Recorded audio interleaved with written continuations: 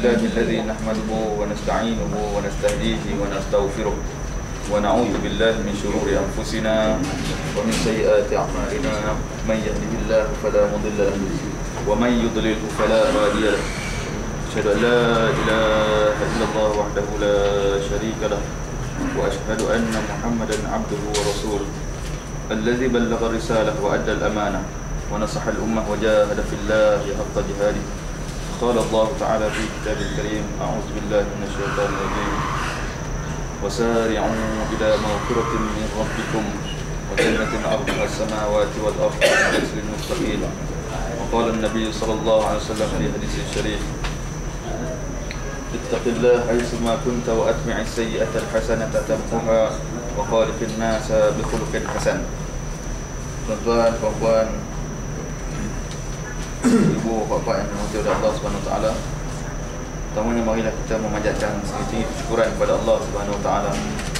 Pada pagi yang mulia ini kita diberikan lagi kesempatan untuk sama-sama berada dalam majlis ilmu, majlis yang dirahmati oleh Allah Subhanahu Wa Taala, suatu majlis yang Allah Subhanahu Wa Taala akan hantar para malaikat dia untuk bersama dengan orang-orang yang menyediakan dirinya berada di dalam kelompok golongan manusia yang dikatakan berada dalam taman-taman syurga, kerana majlis ilmu itu diiktiraf di sisi Allah SWT dan Rasulnya sebagai taman-taman syurga Allah Subhanahu Wa Taala. Moga-moga hati kita akan tenang berada di taman-taman syurga ini. Moga-moga hati kita akan sentiasa rasa basah disirami dengan cahaya iman, disirami dengan cahaya takwa, disirami dengan cahaya muhasabah, agar sama-sama kita akan dapat memperbaiki diri kita, berusaha untuk menjadi hamba Allah Subhanahu Wa Taala yang semakin hari semakin dekat kepada Allah Subhanahu Wa Taala, yang semakin hari semakin kasih kepada Allah Subhanahu Wa Taala, yang semakin hari semakin kuat rasa hatinya untuk mencari keridhaan Allah Subhanahu Wa Taala, yang semakin hari semakin rasa takut dengan azab neraka Allah Subhanahu Wa Taala. Jadi tuan-tuan, perempuan yang dimuliakan Allah Subhanahu Wa Taala, yang saya kasihi, semoga kita semua dalam rahmat Allah Subhanahu Wa Taala insya-Allah menyambung perbincangan kita berkaitan dengan perkara-perkara yang melibatkan hati, penyucian jiwa, yang saya kongsikan bersama di sini. Dalam bahasa Arabnya disebut tazkiyatun nafs, tazkiyatun nafsi.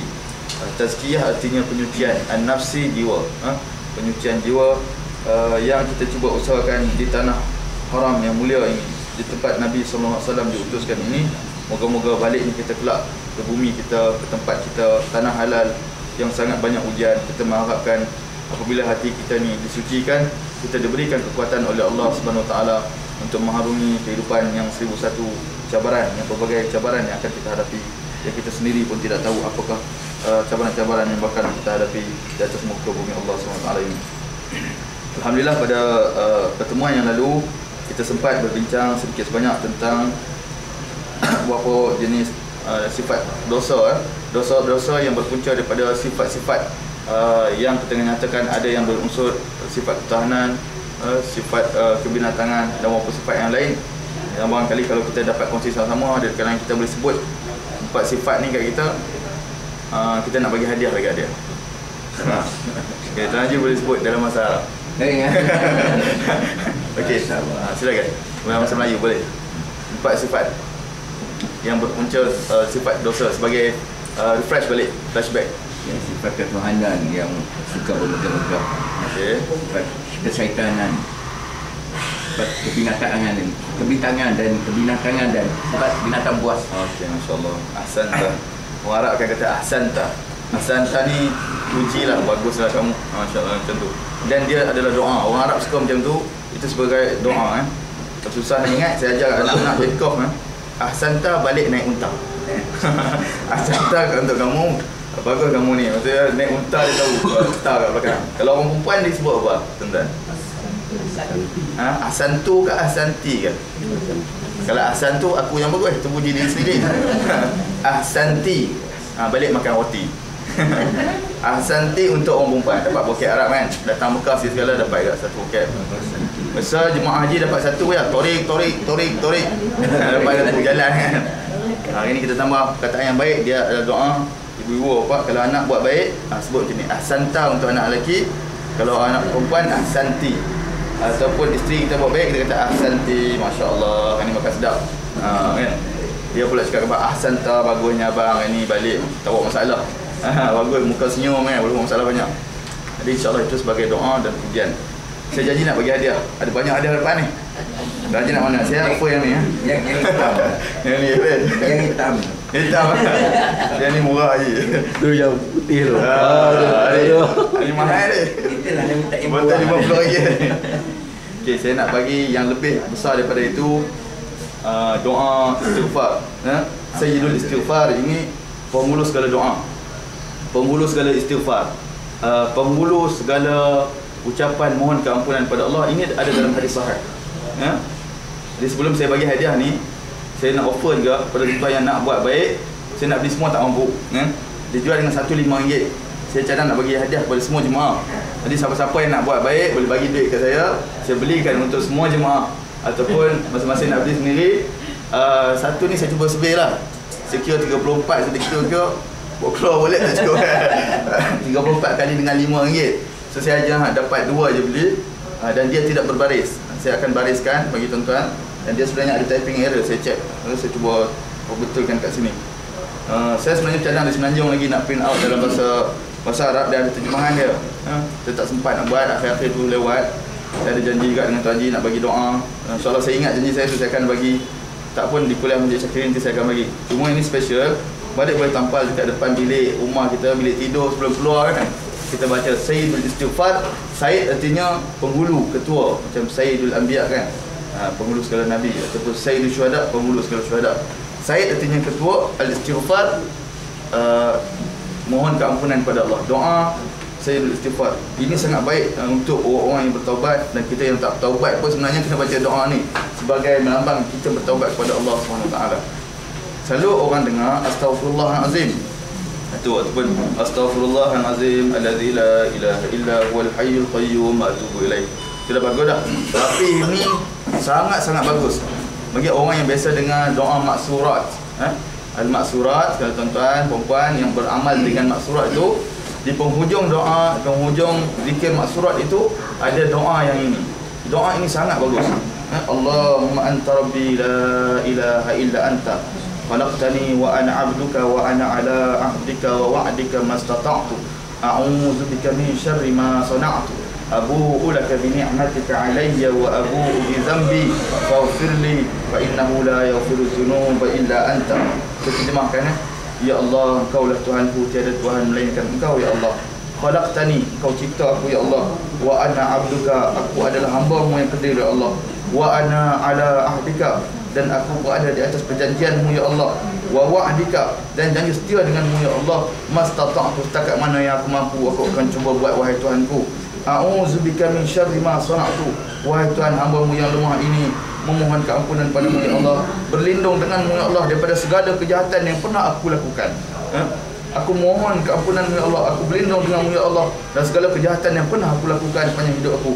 Abu'u laka bi ni'matika 'alayya, ya Allah, aku mengakui bahawa Engkau telah memberi nikmat kepadaku ya Allah. Wa abu'u bi dzambi, ya Allah, dan aku akui aku telah melakukan dosa-dosa ya Allah. Justru faghfirli, ya Allah, aku mohon keampunan-Mu ya Allah, ampunkan dosa hamba-Mu. Fa innahu la yaghfiru dzunuba illa anta, sesungguhnya tak ada sesiapa lagi yang boleh hapuskan dosa, yang boleh ampunkan dosa melainkan Engkau wahai Tuhan yang Maha Pengasih dan Penyayang. Sangat cantik doa ini, Nabi sendiri yang sebut, dan dia tidak ada keraguan doa ini siapa yang mereka cipta, kerana ada dalam kitab Sahih Bukhari, Sahih Muslim. Kalau kita kata Sahih Bukhari, Sahih Muslim, kita belajar kat masjid, hadis yang sahih memang confirm datang daripada Nabi. Bila kita ulang kalimah yang Nabi sebut. Doa ini sangat mulia, sangat baik. Kita dapat hafal yang saya sebutkan tadi. Kalau orang biasa baca maksurat, zikir-zikir yang dikumpul oleh Imam Hasan Al-Banna rahimahullah, di dalam sana ada di penghujung yang dibacakan doa Sayyidul Istighfar ini. Bagi yang hafal tak ada masalah. Yang belum hafal lagi, saya bercadang nak hadiahkan ini pada hari ini pada Tuan Haji sebut. Dan yang lain tu saya buka offer lah. Dekat Arab ni memang macam tu. Siapa nak buat baik, dia panggil muhsinun. Dia sedekah, dia bagi dekat orang. Dia beli buku kecil-kecil, dia beli Quran, dia beli kitab-kitab. Masa saya belajar dulu, banyak orang Arab kaya beli kitab, sedekah pada pelajar. Dia tak pandai belajar pun, tapi budak-budak yang belajar, orang yang belajar, dia dapat pahala. macam kita beli Quran, letakkan dekat mak tahfiz mana-mana pahala tu seringkali akan sentiasa masuk di dalam buku amalan kita. Ini Ya. lepas semayang ke lepas? Boleh dibaca bila-bila masa dan sebaiknya baca lepas solat. Dan zikir maksurat dibaca pagi dan petang. Zikir as-sabah pagi, zikir al-masa petang. Dan insya-Allah dengan segala hormatnya saya hadiahkan doa ini kepada Tuan Haji. Tuan ni yang berjaya menjawab soalan kita. Soalan 4 sifat yang disebutkan tadi. So lepas ni insya-Allah semua orang elite lah. Nak jawab soalan tak tahu, kalau esok ada boleh buat lagi kan. Mana kalau saya esok kita nak balik, insya-Allah kita buat hadiah kepada Masjid Syakirin lah berlagut. Mak Khairuddin nak dengar pergi Masjid Syakirin lah. InsyaAllah kita beri hadiah pada Tuan Haji. Semoga Allah merahmati. Sebelah. Nak ambil gambar kan? Masuk video sebab. Ijazah. Yang lain-lain kalau hajat nak beli boleh saya belikan, ataupun nak saya belikan kepada semua boleh bagi ustaz. Ni saya keluarkan duit saya ni, ustaz belilah untuk semua. Cuma penat sikit nak kena bariskan. Tak apa, saya tolong. Kalau tak sempat siap kat sini, saya akan siapkan sampai Masjid Syakirin. Nanti kuliah minggu depan ke minggu akan datang saya akan bagi. Untuk tawaf boleh. Sangat baik baca masa tawaf. Sebenarnya dia ada yang kecil saja, saya beli yang besar untuk tampal ataupun letakkan dalam kereta kita dekat dashboard tu, letak kat atas. Selalu baca doa, kerana doa tu sangat baik. Kalau kita beramal dengan doa-doa yang tak jelas datang dari mana, fadilat dia kurang. Bukan ada salahnya, tidak. Kadang ada ulama buat doa ni boleh. Tapi doa yang Nabi sendiri sebut keluar pada mulut Nabi, itu lebih aula, lebih afdal, kerana dia disebut oleh kekasih Allah, dan Allah yang ilhamkan kepada Nabi Muhammad sallallahu alaihi wasallam akan perkara tersebut. Ya tak? Saya tanya, dia ada satu kad tu, dia ada senarai. Ada ustaz tu dia suruh saya baca semua tu. Yang asbah dengan yang tu dia ada apa nama, Bukhari, Tirmizi, semua. Ada kan itu semua daripada doa daripada Nabi saya. Ya, kalau dia letak di bawahnya Tirmizi, Al-Bukhari, semua doa itu adalah daripada hadis Nabi SAW. Yang jelas datang daripada Nabi SAW. Boleh diamalkan. Kalau tak tahu mana, saya boleh bantulah. InsyaAllah. Okay, InsyaAllah hari ini kita masuk perbincangan yang seterusnya tentang masih lagi berkaitan dengan masalah dosa. Kita nak sama-sama bermuhasabah di tanah yang barakah ini. Semoga kita balik nanti, insyaAllah kita akan bertambah kuat untuk berhadapan dengan ujian kehidupan kita, dan kita tahu perkara-perkara yang dikatakan dosa kita nak jadikan sebagai sempadan. Sayyidina Umar sebut, ketahuilah jahiliah untuk kita selamat, untuk jadikan sempadan. Tahu jahiliah bukan buat perkara jahiliah. Kita tahu perkara jahiliah, perkara dosa ni, kita tahu ini musuh-musuh kita. Kita kenal dia dan kita tak akan buat. Macam tu cara dia, insyaAllah. Semoga Allah Ta'ala merahmati pertemuan kita pada hari ini. Dan kita mulakan Bismillahirrahmanirrahim. Qala al-musannif rahimahullah, berkata penyusun kitab ini Al-Imam Ibn Qudamah rahimahullah, moga ia dirahmati Allah dengan rahmat yang luas, dikubur sana, dan kita menjadi hamba-hamba yang mengikut para ulama yang amil, yang beramal dengan ilmunya, yang sentiasa menyampaikan kepada ummah, insya-Allah.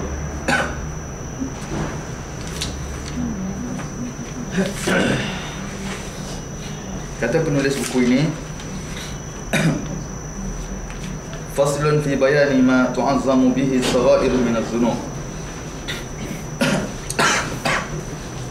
Tajuk pada membincangkan tentang perkara-perkara yang pada asalnya ia dosa-dosa kecil, tapi disebabkan beberapa perkara ia boleh jadi dosa besar. Ya? Apakah perkara tersebut, tuan-tuan oleh Allah SWT? Di sini Al-Imam Ibn Qudamah rahimahullah menyatakan beberapa perkara, letakkan perkara-perkara tersebut yang dikatakan sebagai sebab. Jika dosa itu pada asalnya kecil, tapi bila kita buat sebab ini, perkara ini, dia akan jadi besar di sisi Allah Subhanahu wa taala. Ya'lam anna as-saghirata takburu bi asbab minha al-israru wal muwadhabah. Ketahuilah bahawa sesungguhnya dosa kecil itu boleh jadi besar disebabkan beberapa perkara. Antaranya yang pertama ialah al-israru wal muwadhabah. Al-israr artinya, al-israr wal muwadhabah artinya dia sentiasa berterusan dengan dosa kecil dia tadi. Dia sentiasa berterusan walaupun benda tu dosa kecil, tapi dia duk buat, selalu buat, dia rasa relax, tak ada masalah apa-apa. Walaupun benda tu kecil, dia akan jadi makin besar. Orang Melayu pun ada pepatah yang ada sikit-sikit lama-lama jadi bukit. Itu itu sepatutnya jadi benda yang baik. Tapi sikit-sikit dosa kumpul lama-lama jadi bukit dosa. Na'udzubillah min zalik. Apa kata ulama di sini? Dia memetik riwayat hadis. Wa fil hadis min riwayat Ibn Abbas radhiyallahu anhuma an Nabi sallallahu alaihi wasallam annahu qala la saghirata ma'a israr wa la kabirata ma'a istighfar. Di dalam satu hadis yang diriwayatkan oleh Ibn Abbas radhiyallahu anhuma. Tuan-tuan yang belajar hadis, ingat tak siapa nama Ibn Abbas, nama penuh dia? Pernah juga ingat ke? Abdullah bin Abbas. Masya Allah, ahsan tuan. Abdullah bin Abbas. Biasa orang Arab panggil Ibn Abbas saja. Haji hadiah kurang saja. Tinggal lagi. Ni anak bagi ni pun boleh. Tapi haji dah banyak lah. Haji ada betul besar daripada saya. Jadi tuan-tuan betul Allah, nama penuh Ibn Abbas ialah Abdullah bin Abbas. Abdullah bin Abbas kena baca dengan radhiyallahu anhuma. Sebab kita mendoakan untuk dia dan bapa dia. Dia pun sahabat, bapa dia pun sahabat Nabi. So kita akan baca radhiyallahu anhuma. Kalau anhu untuk seorang je, tapi anhuma untuk tu person, dua orang yang berada dekat situ. Ya, ini kita punya sifat kita, akhlak kita dengan sahabat Rasulullah sallallahu alaihi wasallam. Daripada Nabi sallallahu alaihi wasallam katanya, Nabi bersabda, la saghirata ma'a israr. Nabi kata tidak dikatakan dosa kecil bersama dengan berterusannya sesuatu dosa itu. Sesuatu dosa kecil itu tidak diiktiraf dosa kecil jika dosa kecil yang dibuat itu berterusan. Maksudnya dia tak bertobat, dia sentiasa buat dosa kecil itu. Wala kabirata ma'al istighfar, dan tidak dinilai sebagai dosa besar. Jika orang itu pernah buat satu perkara tu tetapi dia beristighfar, memohon keampunan kepada Allah Subhanahu Wa Taala. Cuma dia ada pengecualian di sini. Kalau dosa macam dosa syirik tu ada pengecualian sikit. Poin dia kat sini artinya Nabi SAW beritahu dosa kecil itu tidak dikata kecil jika orang tu sentiasa dia buat. Banyak contoh-contoh kalau kita boleh buat, tuan-tuan betul Allah. Kita kata kecil je kan. Apa tu contoh dosa kecil tuan? Agak-agak yang bisa ada dalam masyarakat. Apa dia? Mengumpat. Mengumpat dosa besar. Dosa besar. Apa dosa kecil? Ya, betul tak? Aurat. Buka aurat depan malam. Kira dosa. Okey. Salah satu contoh lah. Okey, boleh katakan kita buka aurat. Buka aurat ni pun ada ulama kata dosa besar. Tapi contoh katakan dia dah tutup aurat bagus dah. Masya-Allah. Dia pakai tudung tapi ada jambul sikit. Remos. Dia pakai tudung, bukan nak marah dekat Puteri UMNO dah lah. Puteri UMNO tu cantik dah, pakai tudung pink. Tapi biasa kita jumpa ada jambul-jambul sikit kan. Ataupun masa persidangan dia tu yang pakai tudung merah, dia ada jambul-jambul sikit. Yang pakai jambul-jambul ni, dia tutup aurat bagus tapi tidak sempurna. Sikit, tapi dia lama-lama dia dah biar. Dari sejak dia umur 25 tahun sampai umur 60 tahun, dia committed. Dia committed istiqamah dengan tudung jambul itu sampai bila-bila yang kecil tu berterusan lama-lama dia akan jadi dosa besar di sisi Allah SWT. Simple kan.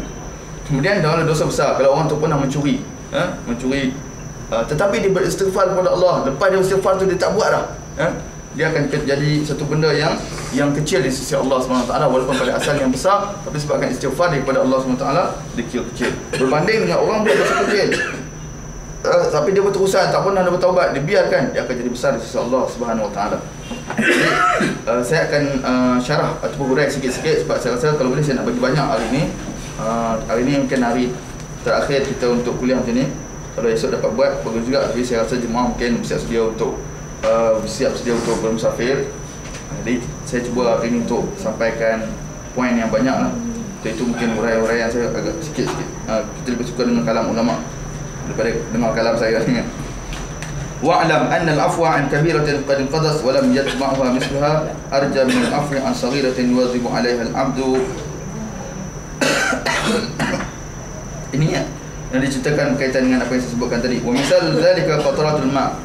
Okey. Imam Ibn Khudamah dia buat satu analogi, satu perbandingan. Kalau orang tua dia selalu buat kiasan-kiasan untuk mudah kita faham. Dia kata, cuba kita lihat Allah SWT jadikan tabiat air. Bagaimana titisan-titisan air. Terjemah terus. Wa misalu zalika qataratun minal ma'i taqa'u ala hajarin mutawaliyas. Jika perhatikan titisan-titisan air, kalau paip dekat rumah kita dia jatuh sikit-sikit kan, tahu paip tu rosak. Kalau di ulama lepas tu ada batu ataupun kalau orang selalu tengok ni satu cerita ulama dalam gua, dia tengok air yang menitis tap sikit ya. Fa inha tu'athiru fihi. Titisan-titisan air yang kecil itu berterusan dengan lamanya dia memberi kesan kepada batu. Walaupun kecil. Kalau orang tengok dalam gua sampai gua Niah kan. Tengok gua Niah macam mana berlaku lekuk sebagainya. Titisan air yang kecil je. Tap. Tapi lama-lama dia memberi kesan. Dengan tempat yang dikena air tu. Walau jama'a tilkal qatarat fi marratin wa sabbas 'alaiha lam tu'athir. Tapi kalau kita ambil satu jak air ataupun air yang banyak dalam satu bekas, kita pergi siram terus atas batu tu, kita tengok memberi kesan tidak? Itu dia buat satu perbandingan untuk akal kita mudah faham.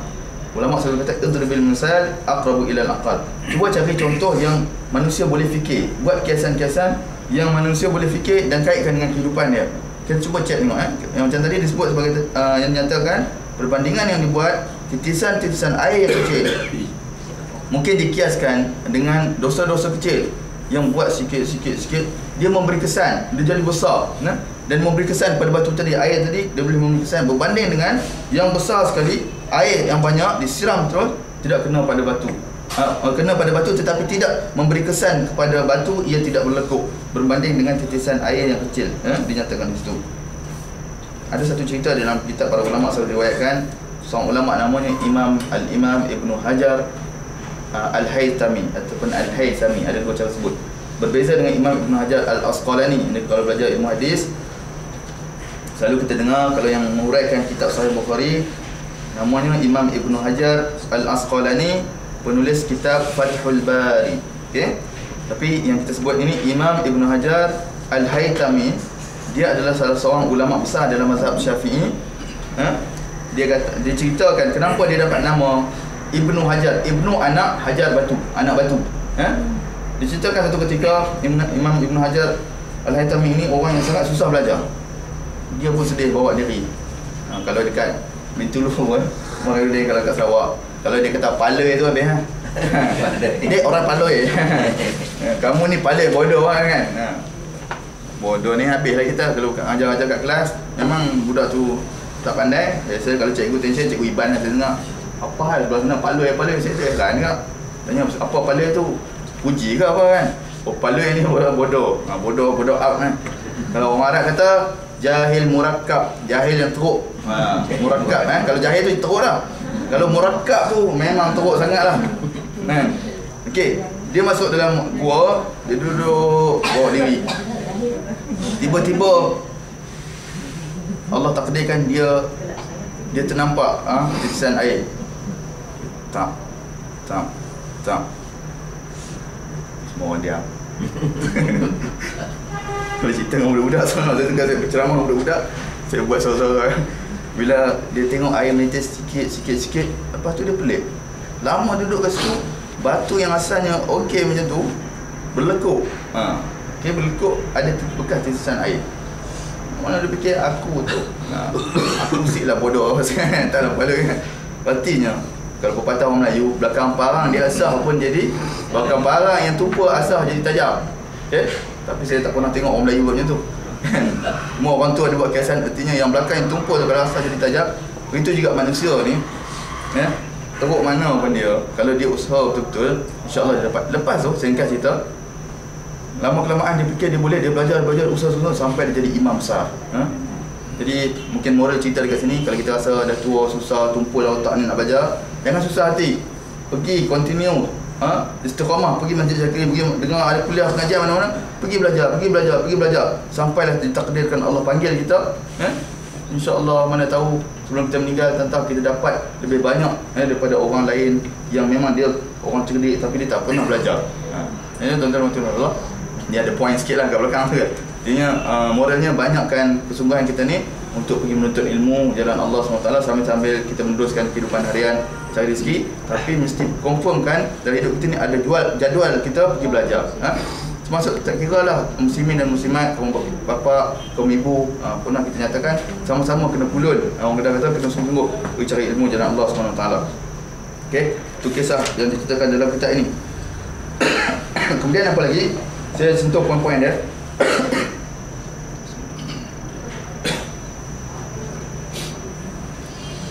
Saya ingat minum susu dah okey dah. Kan? Jawab sejak tu. Dia kena banyak botol kot. Botol tak boleh kan.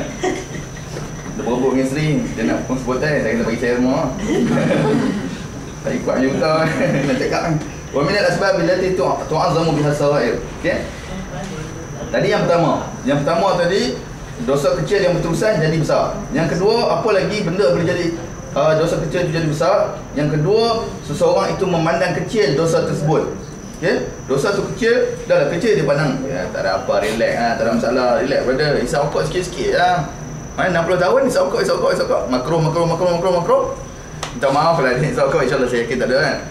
Okey? Makruh lama-lama dia kumpul. Jadi banyaknya bukit makruh. Dia benci. Dah benci apa lagi? Nauzubillah. Dapat dosa besar insya-Allah SWT. Dia apa kata ulama ni? Fa inna dzamba kama sta'zamahu al-'abdu saghura 'inda Allah Ta'ala wa kullama tasgharahu al-'abdu kabura 'inda Allah Ta'ala fa inna isti'zamahu yasduru 'an nufuril qalbi minhu wa karahiyatu lahu. Okey, tuan-tuan Allah, sesungguhnya satu dosa yang dilakukan oleh seorang hamba tu, kalau dia anggap dosa tu besar pada diri dia, insya-Allah dengan izin Allah, Allah akan pandang benda tu kecil pada Allah. Sebab hamba ni dia rasa, contoh kan, dia terlewat solat. Bukan saja saya dia nak lewat, dia traffic jam semua nak sampai rumah, dia rasa sedih sangat. Ya Allah, aku ni selalu jaga awal waktu, tiba-tiba hari ni aku terlewat solat, ataupun terlalai pergi meeting ke sebagainya, ataupun isteri kat rumah tu duk masak punya pulut, masak sedap kat suami dia. Sungguh nak solat, tengok jam dah lewat sangat dah. Dah dekat pukul 6, masa dah lewat sangat. Ya Allah, menyesal sungguh-sungguh. Kalau sifat dia macam itu, dia pandang besar dosa yang dia buat tadi, tapi di sisi Allah SWT, Allah kata tak apa, sebab hamba aku ni betul, dia memang orang yang betul, bukan dia saja nak buat, Allah akan pandang kecil.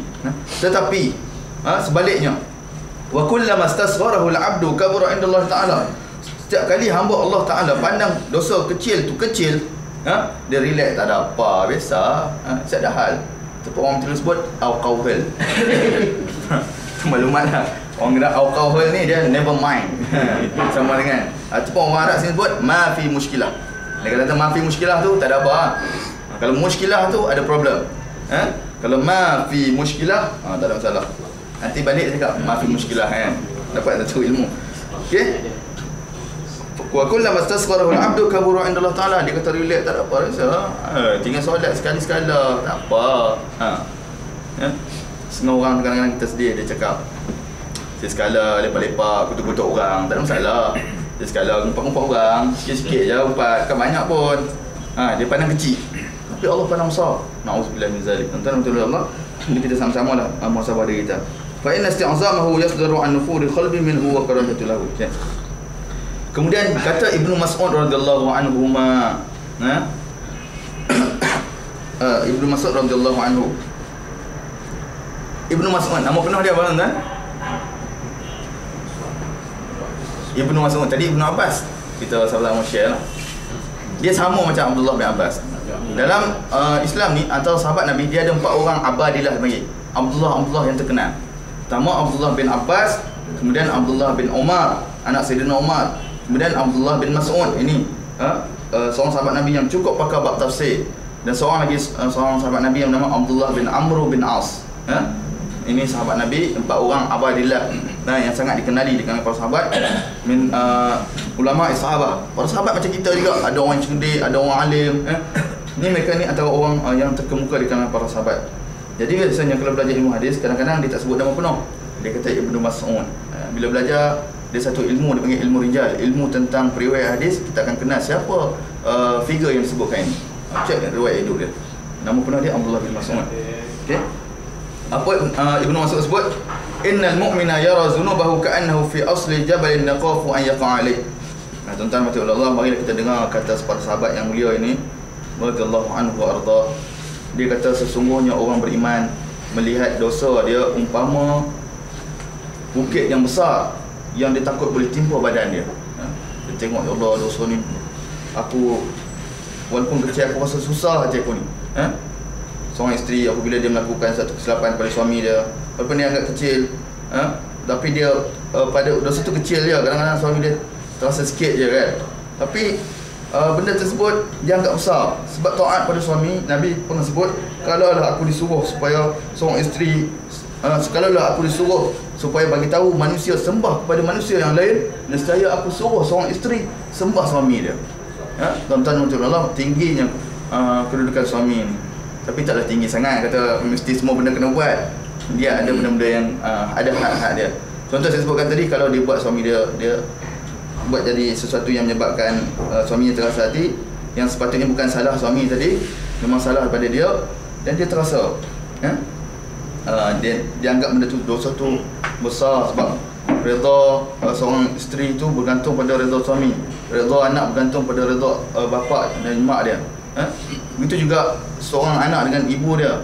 Kita yang dah besar-besar ni sekala terlupa nak telefon ayah. Saya kadang-kadang bila ayah saya telefon saya tersentuh hati. Salahuddin, apa khabar? Sihat ke? Lama apa tak dengar berita? Lama apa tak dengar berita tu confirm lah. Selalunya memang saya wajibkan diri saya dengan isteri, sanggup saya ambil pakej telefon yang RM60 tengah. Telefon tu mesti sebulan tu mesti telefon mak, mesti telefon keluarga saya dan keluarga isteri, mesti, supaya kita nak jaga hati ayah. Kadang-kadang ayah mak kita ni, makcik-makcik ke belakang lebih tahu kan, dia tersentuh hati dia bila anak dia tidak kontak dia. Bila tersentuh hati seorang ayah, seorang ibu, itu boleh jadi dosa. Sebab kita ni, kalau boleh kita nak bagi ibu dan ayah kita gembira, tapi bila ibu dan ayah rasa sedih, susah hati, ataupun dia rasa kecewa dengan anak dia, itu sebenarnya sudah memberi kesan kepada keberkatan hidup. Yang macam tu kita akan anggap seorang anak yang soleh, seorang anak yang soleh lah, dia akan anggap, ya Allah, aku ni tak patut aku buat ayah macam tu, tak patut aku biarkan ayahku aku tak sampaikan berita pada ayah. Macam kita lah kalau ada anak. Saya sekarang bila duduk kat sini pisah dengan anak-anak Amar dengan Asma, tak dengar berita dia, memang saya suruh isteri saya telefon. Bila tak dengar berita, kita rasa susah hati. Bukan tiap hari tak lah, sekali tu nak tahu berita. Macam tu juga saya anggap ayah saya dengan saya. Ayah ni tak tahu berita apa, Salahuddin ni diam, tak minta dulu hidup, dah makan, dah hidup kan, walaupun dia tahu besar kan, tapi dia rasa susah hati. Jadi tuan-tuan betul Allah, poin ni kat sini, artinya bila kita anggap satu benda yang satu kesan pada diri kita, sewajarnya kita anggap benda tu dosa yang berat, sebab kita sudah menyentuh hati ayah kita sudah menyentuh hati suami kita, begitu juga suami dengan isterinya. Sesuatu benda yang boleh membawa kepada perkara yang tidak baik, dan satu hubungan tu dia boleh mencetus dosa. Jadi orang mukmin dia akan anggap benda tu sangat berat. Ibnu Mas'ud kata dia akan anggap umpama bukit yang akan menimpa diri dia, dan dia sudah bila tiba macam tu dia anggap berat, dia akan cuba insaf, akan cepat bawa diri dia sedar kembali, ingat balik, dan dia cepat-cepatlah mohon keampunan ataupun cepat-cepat cover balik kesilapan yang dia buat. Manakala kata Ibnu Mas'ud, berbanding dengan orang yang fajir, yang fajir dalam bahasa Melayu, fajir artinya orang yang jahat. Assalamualaikum. Sebab tu tuan-tuan, saya duk tengok kata fajiro kan. Fajiro ni nanti tak betul ya. Fajiro, al-fajiru baca kan. Kalau orang pakai kata fajiro, sorry lah siapa yang kata fajiro tu, nama dia kurang baik lah. Tak apalah, fajiro bual tambah fajiro soleh kan. Arti al-fajiru tu, al-fajir artinya orang yang jahat. Sesungguhnya orang yang jahat, orang yang banyak buat maksiat. Sampai ada kata fajiru yang pergi buang pula kan. Tak ada masalah sebenarnya. Saja saya buat point nak sebut je. Sehari nak buang, daripada buang baik sedekah kat tuan kan ni kan. Dapat juga dia buat program pergi sebau. Okay. Sesungguhnya orang yang banyak melakukan maksiat, yang jahat, dia melihat dosa dia umpama apa tuan-tuan? Masya Allah, makcik macam pernah dengar hadis ni. Kalau boleh nak bagi hadiah ni. Tapi handphone murah makcik. Umpama lalat yang duduk atas hidung, duduk tenggek atas hidung. Kan zubabin. Zubab artinya lalat. Dekat sini ada satu bukit namanya Bukit Zubab. Kat sini kan kat Madinah, saya boleh lupa. Kat sini saya. Zubab artinya lalat. Kalau ziab, serigala. Nampak Ziab serigala, zubab lalat. Umpama lalat yang tenggek atas hidung dia. Tak ada apa, biasalah kan. Ayah lah, sikit-sikit suruh telefon, sikit-sikit suruh telefon. Datang kita dengan suami kan, suami dengan isteri dengan suami, tak ada apa, biarlah kan, tak ada masalah. Ayah tu sikit-sikit tu orang telefon dia, sikit-sikit nak ambil tahu tentang dia. Cakap kita walaupun simple kan, tapi kita sama-sama jagalah. Kadang-kadang kita dengar masalah Saya dengar juga kadang-kadang orang mengadu masalah suami isteri. Walaupun kita tidak pejabat agama pun kadang orang mengadu ke kita. Ustaz, saya ada masalah ni. Kadang benda-benda macam ni sebut benda. Ada sebuah kitab menyatakan tentang perkataan-perkataan yang simple, yang biasa sebut di kalangan manusia, tetapi dikira besar di sisi Allah. Cakap benda-benda kecil je, tapi dia boleh membawa kepada dosa besar di sisi Allah Subhanahu Wa Taala. Nauzubillah min zalik. Jadi tuan-tuan macam Allah Subhanahu Wa Taala, macam itulah letaklah segala contoh dosa yang kita buat, tinggal solat, lewat solat, macam-macam dosa lain yang kita buat, yang pernah kita buat dalam kehidupan kita. Kalau kita letak anggap dia kecil je, macam lalat jentik yang hilang. Tapi kalau anggap bukit yang besar, dia takut. Lalat dia jentik tak ada apa, relax, cool. Sebab tu hidup dia biasa, tak masalah. Tinggal solat tak ada apa, tak bayar zakat, tak ada masalah. Zakat pendapatan, orang lain bayar, kita buat tak kerti, relax, tak ada masalah. Macam-macam contoh lain yang boleh buat. Sistem perbankan Islam patutnya sekarang dah ada, patutnya kita ubah. Kita dah buat loan guna sistem yang Tuhan marah lagi. Buat apa? Ada takaful, ada insurans. Kenapa kita masih lagi buat relax dengan insurans? Sedangkan takaful ini ada jalan untuk kita elak daripada terlibat dengan riba. Itu kalau saya nak bincang yang lebih besar, isu yang lebih besar. Tapi yang kecil-kecil ni dalam rumah, contoh tuan-tuan, TV dalam rumah, dia biar anak kita tengok Hindustan ke cerita apa sampai tinggal solat. Kita biar, tak ada apa, tak ada masalah. Dia kecil lagi, isteri, balik-balik isteri tak solat lagi. Tak apa, biar dulu dia nak tengok TV bagi habis, dia sonok. Suami yang baik, Masya Allah. Itu dipanggil suami yang dayus, suami yang tidak betul. Si isteri, suami dia balik lewat selalu. Kalau selalu balik daripada masjid lewat, tak ada masalah. Balik daripada pub apa? Dari kita lupa pub kitai. Orang minta dulu tak ada pub kitai. Kitai tu kami bukan kami semua. Abang ni pun nampak pub kitai. Balik daripada tempat-tempat kedai kopi sebagainya, buat kerja dah tak faedah. Kalau tak mengumpat pun dia cakap benda yang tak faedah. Orang kita belajar, saya di rumah cukup marah orang yang tak buat kerja yang betul ataupun buat kerja yang tak faedah. Kita mesti buat tak kerti, buat relax, tak masalah, tak pernah tegur suami dia. Suami duk akhlak, duk berpegang dengan akhlak yang tidak baik. Macam-macam perkara lah kita nak sebut kat sini. Sebagai banyak contoh yang nak sebut, cuma saya tak nak sebut. Kita boleh check balik dalam ni. Kita setiap orang tu dia ada contoh-contoh yang sesuai dengan diri dia. Dia boleh check balik. Dia tahu apa yang berlaku dalam diri dia, isteri dia, anak-anak dalam rumah. Tuan-tuan mati oleh Allah SWT. Jadi yang masukkan sini, poin dia, jangan duk anggap benda, satu benda yang kecil itu besar. Maaf, jangan dianggap dosa yang kecil itu umpama lalat. Dan jangan dan hendaklah kita menganggap dosa yang kecil kita buat itu umpama dosa, umpama bukit yang besar akan menimpa kita. Barulah kita akan bersifat sebagai seorang mukmin yang sejati di sisi Allah Subhanahu Wa Taala. Jika tidak, kita akan jadi golongan yang dikatakan al-fajiru. Okey, dan nak kata fajiru sama. Tuan-tuan mati Allah Subhanahu Wa Taala, faqala hakaza akhrajahu fi sahihain. Ini pun hadis sahih. Bila kata sahihain ni berada dalam dua kitab sahih, itu Sahih Bukhari dan Sahih Muslim. Wa inna ma yu'azzamu dhanbu fi qalbi mu'min li'ilmihi bi jalalillahi ta'ala fa idza nazara ila 'azamatin man 'asa ra'a saghiratan kabiratan. Subhanallah, tuan-tuan mati Allah. Imam Ibn Qudamah menyebut bahawa sesungguhnya seseorang mukmin itu bila dia melihat dosa itu besar, satu dosa yang kecil itu besar pada diri dia. Kenapa? Sebab dia adalah orang yang arif billah, dia kenal Allah. Sebab dia ada ilmu. Ni poin penting, kena ada ilmu tuan-tuan. Orang yang tak ada ilmu, dia tak tahu dosa ni, dosa kecil ke, dosa besar ke. Dia tak ada ilmu dan dia tak belajar. Tuan-tuan, setengah orang sanggup pergi pasar malam, balik lewat. Kita tengok kan kadang-kadang pasar malam orang, waktu tu lah waktu maghrib paling ramai orang. Patutnya waktu tu orang pergi solat. Tapi kenapa orang ramai dekat sana? Tuan-tuan betul Allah SWT, sebab dia tak ada ilmu. Jadi orang mukmin, orang yang beriman, anggap kalau dia buat tu dia rasa keluh kesah lah. Bukan kerana orang tengok dia, bukan kerana orang tengok kenapa dia ni ada kat sini waktu maghrib ni. Sepatutnya dia berada dekat masjid ataupun di rumah dia solat. Okay? Tapi disebabkan tidak ada ilmu yang dia tadi, dia jadi relax, tak ada masalah pada diri dia. Jadi orang mukmin dia akan rasa anggap benda tu besar sebab dia ada ilmu bahawa benda tu satu perkara yang salah di sisi Allah SWT. Dan dia ada ilmu akan kebesaran Allah. Dia anggap Allah lebih besar daripada segalanya. Okay? Tuan-tuan dan Allah, sebab itulah dia kata fa iza nazara ila azamatin man asa ra'a saghiratan kabiratan. Sebab tu apabila dia melihat kepada dia tidak melihat kepada dosa kecil dia tadi. Dia melihat kepada dosa penciptanya yang dia buat dosa tadi. Okay? Dia lihat Allah tu. Dia lihat pencipta dan khalik dia adalah lebih besar, lebih hebat daripada segalanya. Sebabkan takut dia dengan dosa yang dibuat tadi, Dia lihat walaupun dosa dia kecil, tapi dia takut pada pencipta dan Khalik yang maha besar, maha agung. Jadi dia anggap dosa yang kecil-kecil tadi pun sebagai satu dosa besar kerana dia takut kepada Tuhan pencipta yang maha besar, maha agung.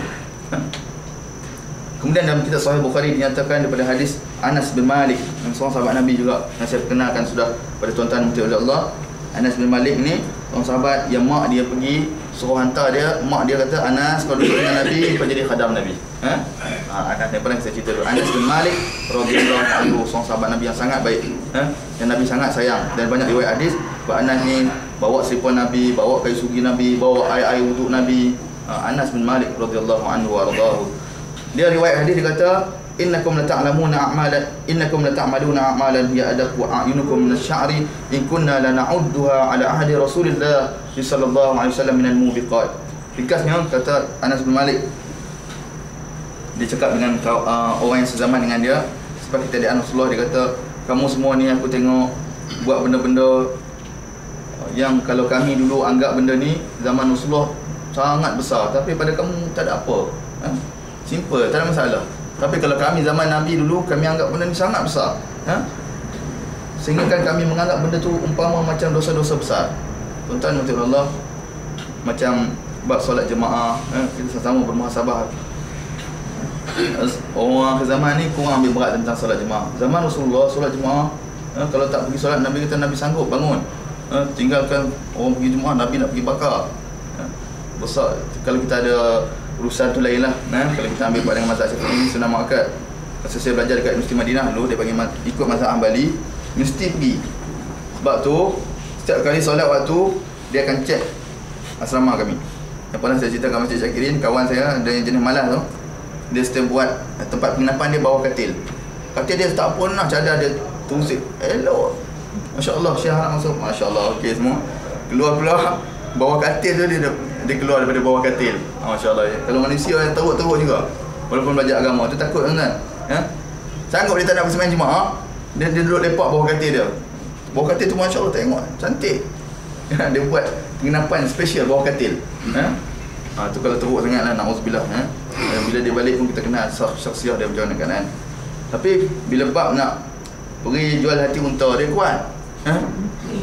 Saya bukan nak kain diri saya dengan kawan, tak. Kami di Madinah ni kalau bawa ziarah, sekali ziarah bawa RM100 atau RM1 lebih ke atas, satu bas. Berebut-rebut sampai gaduh-gaduh nak bawa ziarah. Kalau ikut rate lah, rate sekarang kawan kata lagi tinggi. Travel agent akan cari kan. Sambil-sambil tu keluar, dia akan bawa satu beg isi hati unta, isi minyak atar. Dia nak cari rezeki. Sebenarnya kami duit yang dapat dekat sana, duit yang beri dah cukup dah. Bukan, bahkan berlebih, boleh hantar ke adik-adik. Kecuali lah kalau dia nak cari rezeki dengan cara yang baik. Kadang-kadang sanggup dia tinggal kelas, sembahyang jemaah dia tak nak pergi. Bukan nak cerita air pula, ni ada setengah insan-insan yang macam tu keadaan dia. Selamat datang, silakan.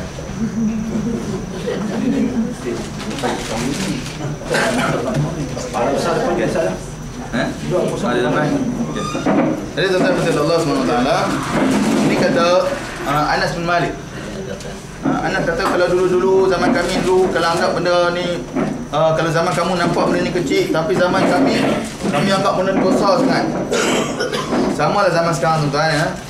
Kita lihat ibu-ibu bapak, tuan-tuan haji, perempuan hajah yang hidup tahun 40-an, 50-an, yang dulu-dulu orang tua-tua cukup jaga anak dara ni, keluar malam cukup jaga, kontrol. Kalau keluar tu aib besar.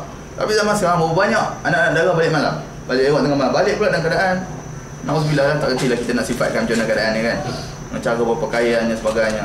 Itu jadi gejala sosial. Jadi gejala sosial. Betul tak? Bukan sosial, sosial.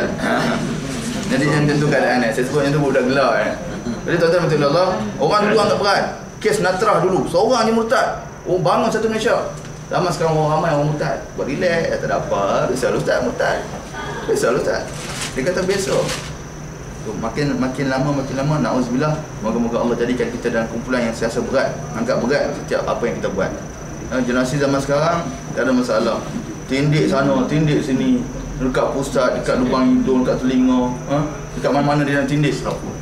Orang dulu cukup jaga anak-anak dia. Sekarang mak ayah sekarang anak-anak pergi sekolah, alhamdulillah pakai tudung elok dah. Orang pergi pasar tak pakai tudung, perempuan ni. Lepas tu baju putih yang saya pernah sebut juga, beli baju putih, baju nipis-nipis, mengundang benda-benda maksiat. Kalau ibu dia penting kan, ibu takkan beli baju kain putih yang nampak pakaian dalam dia. Tuan-tuan Allah, ini banyak lagi contoh-contoh yang saya nak sebut. Ini saya cuba ringkaskan untuk ambil manfaat yang lebih banyak daripada kita ini. Yang kita sebut tu ada kaitan dengan masyarakat Arab. Kita ada dapat fikirkan bagaimana kita nak implementkan, laksanakan dalam kehidupan kita. Wa qala Bilal bin Sa'ad rahimahullah, la tanzuru ila sagharil qati'ah walakin unzur ila azamatin man asaita. Seorang ulama, seorang tabi'in yang namanya Bilal bin Sa'ad, bukan sahabat Nabi ni, ya. Bila sebut rahimahullah, ini beza dia. Kalau radhiyallahu wa anhu ataupun radhiyallahu anha, ini level sahabat. Kalau kita dengar dan kita ada kata rahimahullah, ini level bawah sahabat, sama ada dia tabi'in ataupun orang-orang selepas dia, ya. Seorang tabi'in namanya Bilal bin Sa'ad rahimahullah, dia bagi satu kaedah, ya? Dia kata la tanzur ila sigharil qati'ah, kamu jangan tengok kepada kecilnya dosa yang kamu buat, tetapi macam mana dia kata, walakin unzur ila azamatin man asaita, tapi kamu tengoklah, ya, pencipta kamu yang besar, yang hebat itu yang kamu lakukan maksiat kepada dia. Artinya jangan tengok dosa kecil tu, tengok pencipta kita. Kita buat dosa dengan pencipta yang hebat, dengan Allah Subhanahu Wa Taala. Artinya kita akan anggap besar bila kita rasakan bahawa kita sekarang berhubungan dengan Allah Subhanahu Wa Taala, walaupun dosa yang kita buat tadi adalah dosa yang kecil. Jadi kalau nak buat benda tu nampak kecil je, walaupun kecil, aku ni hamba Allah, aku ni alhamdulillah Tuhan bagi kesempatan untuk hidup, dan sudah pun sedar dan di hujung-hujung kehidupan aku, ataupun alhamdulillah keadaan sekarang aku sudah berada dalam kelompok manusia yang mengejar keridaan Allah. Jadi rugi kalau aku anggap benda-benda ni simple je. Aku nak kena anggap bahawa Allah SWT itu yang aku takut, kerana dia yang maha besar, maha agung, walaupun kadang-kadang dosa-dosa kecil saja aku buat, demi untuk menjaga performance dia punya kejayaan dia dalam untuk mendidik nafsu dia, jiwa dia menjadi insan hamba Allah yang hampir kepada Allah Subhanahu Wa Taala. Sebab yang ketiga pula, an yafraha bis-saghirati wa yatamaddahu biha. Okey. Yang ketiga ni pula, dia rasa seronok dengan dosa kecil tadi, kemudian dia bangga pula. Okey. Macam mana tuan-tuan? Contoh dia kata, kama yaqulu amma ra'aita kaifa mazaqtu 'ard fulan. Okey. Ni sifat orang yang ketiga ni, dosa kecil tapi jadi besar sebabkan dia gembira dengan dosa yang dibuat, kemudian dia puji-puji sifat tak elok dia tadi. Contoh kat sini dia kata, kamu tak tengok lah, aku ni selamba je kutuk dia tu. Bahasa dia. Dia terjemahlah. Syekh ni tak sebut macam tu kan. Kita sit nanggar lah, kami sedar yang mutuknya. Saya ada hal, apa hal, relax kan, tak ada apa. No problem. Aku kutuk dia hari-hari, aku umpat dia hari-hari, aku hentam dia, aku caci dia, aku melawak atau apa-apa dengan dia, akhlak aku tidak baik, macam-macam lah aku buat. Bangga cerita dekat orang. Tadi kau tahu tak, tadi aku saja perli dia. Bangga diri. Kadang-kadang melawak dengan kawan, mula-mula tak ada masalah, demi kalau untuk mesra tak ada masalah. Tapi kalau sampai peringkat ada kawan kecil hati, kutuk kan, kutuk kawan. Mula-mula kata, ni sejak balik umrah ni botak nampak handsome kan. Kena pula kawan kita tu memang jenis botak sembuh. Lepas-lepas umrah cukup-cukup tak naik dah. Botak mai sini. Botak mai sini.